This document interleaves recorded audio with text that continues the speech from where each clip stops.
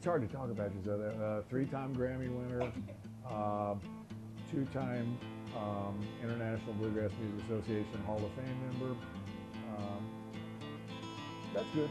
I went to Warren Central High School, graduated in 1970, and pretty quickly moved up to Louisville violin in college. And Louisville asked me to join a band called the Bluegrass Alliance, which I did. So it's a reward kind of for beating it out in the clubs and stuff. And so it was, so you hunker down with your instrument.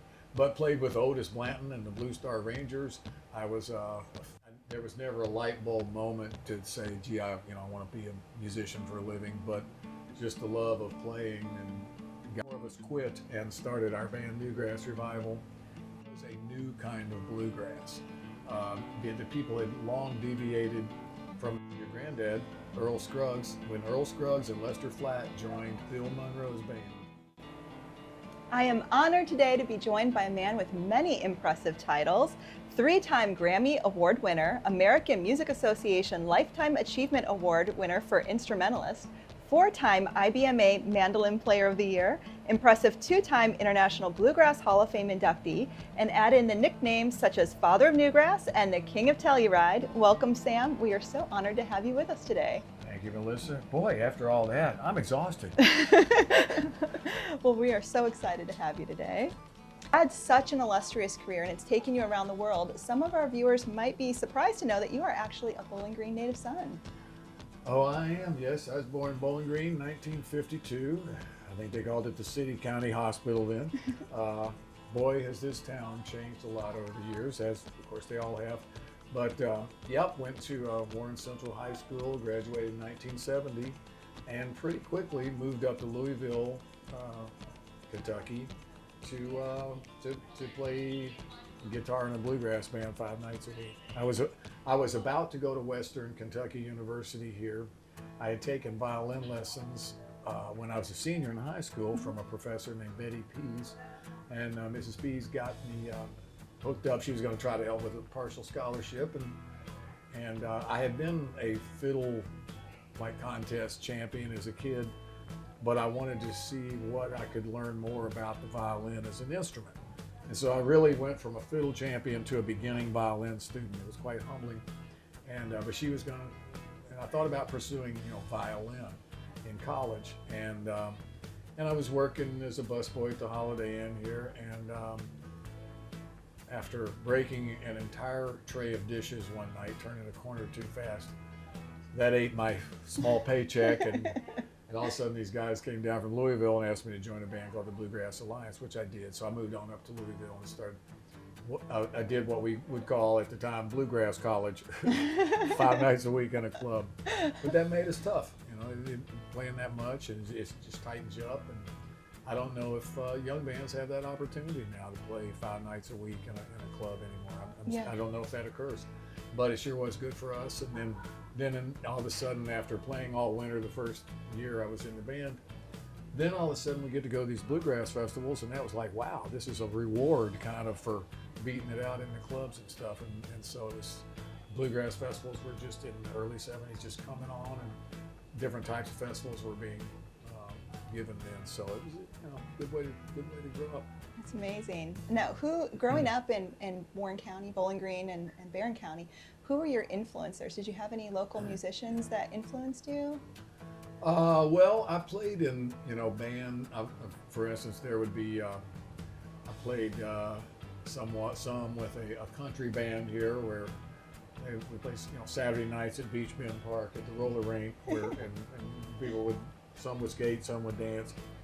And funny how when a fight would break out, you'd always hear a metal folding chair hitting the wall first. That was like the sound of a fight. Uh-oh. And so you hunker down with your instrument. But played with Otis Blanton and the Blue Star Rangers. I was the kid fiddle player in a band called the Grayson County Boys. And then we started our own band when I was still in high school, a bluegrass band called Poor Richard's Almanac. We did that for a little bit. But then I, started taking it really seriously when I moved to Louisville and started seriously trying to do this for a living. I mean, there was never a light bulb moment to say, gee, I want to be a musician for a living, but just the love of playing and got me there. Love it. And you were in the Bluegrass Alliance, and that band dissolved, and then you formed a new band called the Newgrass. Newgrass Revival. Yes. Yeah, it was, our fiddle player owned the name of the band. We weren't really aware of that, and we wanted him to leave. And he said, well, you can't fire me, I own the band. So the four of us quit and started our band, Newgrass Revival. And at that time, people were using the name, naming the band kind of like with a variation upon the word bluegrass or what have you. But for us, what we were trying to point out was that there already was a new kind of bluegrass. The people had long deviated from the traditions of Bill Monroe and the Stanley Brothers, and people were making their own mark in different ways with bluegrass. So the Osborne Brothers, for instance, were the very progressive and making these wonderful records. Jim and Jesse and the Virginia Boys were too. I mean, Flatt and Scruggs had even variated their style away from their earlier style. So they were trying to cut different things and different, Flatt and Scruggs might have been where I heard some Bob Dylan songs I had never heard before. So we were influenced by the people who had already deviated from old style bluegrass. And so in that way we were calling it, because we didn't think we invented a new kind of bluegrass. We were just going another step on from our progressive influences, such as the Country Gentlemen, Jim and Jesse, the Dillards. But at any rate, so we were sort of pointing out that we were reviving an already existing style of new bluegrass. Right, but you brought in so many neat influences. I was listening to some of it the other day, and you had reggae and some blues and a little soul and really neat rhythms. Well, I mean, and that, when I was a kid on the radio in the 60s, there weren't, how can I put this? There weren't as many divisions within the radio. In other words, in the 60s, like you'd hear the Strawberry Alarm Clock, but you'd also hear the 1910 Fruit Gun Company, but then you would hear the Singing Nun or Classical Gas by Mason Williams, one of the greatest instrumentals ever. So instrumental music, you'd hear that, you'd hear singing, and the Cream was on the radio, and the Monkees, the Beatles, of course. So I was always a sponge for all that music. I just loved it, all that, and I played in high school rock bands too.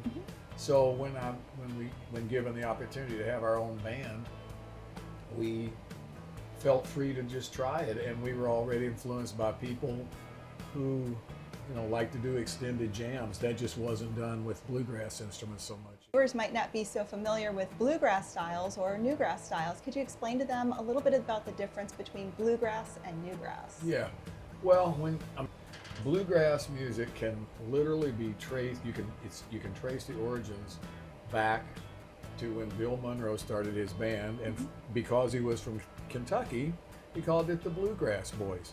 If he'd have been from Tennessee, we might be playing volunteer music, right? Right. So anyway, Monroe with his Bluegrass Boys, his first banjo player was, not a lot of people, or many people don't know this, that String Bean was his first banjo player. Well, the second banjo player, as you know, your granddad, Earl Scruggs, when Earl Scruggs and Lester Flatt joined Bill Monroe's band, that is what people think of as the classic bluegrass sound, or some might call it the 1946 sound. That driving three-finger roll. Well, it was the three-finger roll of Earl Scruggs that made Bill Monroe's music become what we think of as bluegrass style. And in that way, Earl Scruggs certainly is important as Bill Monroe. And so they set a bar so high that it hasn't been surpassed for that style of music to me. And so with newgrass music, I always, the best explanation I can give it was that we were trying to play contemporary music on traditional bluegrass instruments. And by contemporary, when we started to learn to write our own tunes and make our own instrumentals and our own songs of that. So we let our influences come in, and that I was a rock and roll fan.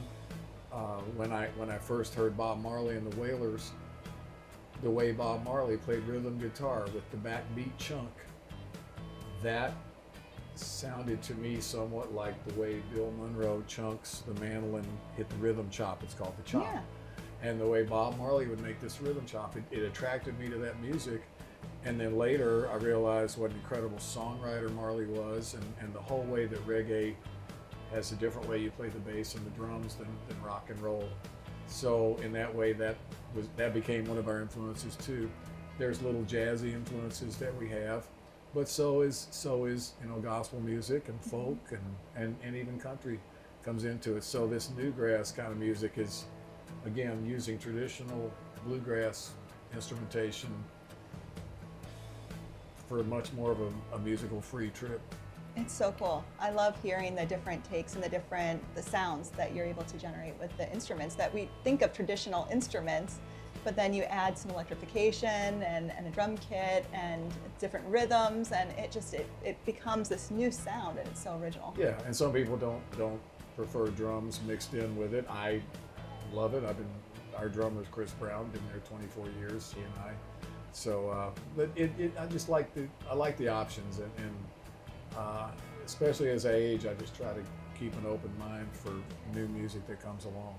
Absolutely. Because we've reached a point now where the young bluegrass musicians are incredibly progressive, and they've had a lot of people like us to be influenced by, and so it's raising the bar higher. It's also great in bluegrass style music that female players have now become the norm. It's now normal for female musicians, as it should be. Yes, and it's opened the door and paved the way for this to continue evolving and Absolutely, becoming something. and it just makes young kids want to play it even more. Oh, absolutely. And we need that new generation to come in and play. Totally. You don't have young people, you don't have an audience or new musicians. Yeah. So yeah, we need the young people playing this stuff. My grandfather was definitely one of those who wanted to try new things when it came to music, and he hit that in the 70s really and early 80s, and he's Absolutely. like, I want to do something new. He loved playing with some blues and different jazz influence, and Absolutely. No. It's obvious. Earl, his mind was open, and he had done the old bluegrass. He was there. He's one of the originators of the style. yeah. But only on the banjo does whoever picks up that banjo, if you don't do certain things like Earl Scruggs, you're not doing it correctly. And that's how it works. He was that heavy.